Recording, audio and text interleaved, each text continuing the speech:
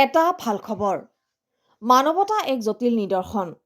অৱশেষত কাঞ্চাৰ দোকানখন পুনৰ আৰম্ভ হ'ব। পৌৰসভাই উচ্ছেদ কৰাৰ পাছতে ৮০ ঊৰ্ধৰ বৰ্ষীয়ান বৃদ্ধৰ সহায়ৰ বাবে আগবাঢ়ি আহিল শিৱসাগৰৰ কেইজনমান উদীয়মান যুৱকে।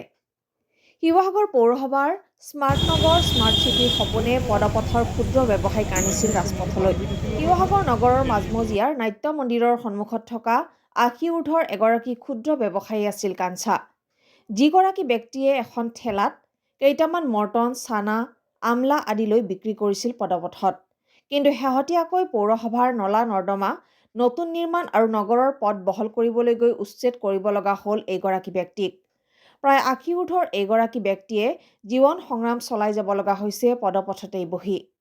উন্নয়ন আমাক লাগে, এইটো ঠিক, কিন্তু সমান্তৰালভাৱে এইসকল খাটি খোৱা ক্ষুদ্ৰ ব্যৱসায়ীৰ কথাও আমি ভবাৰ প্ৰয়োজন আছে।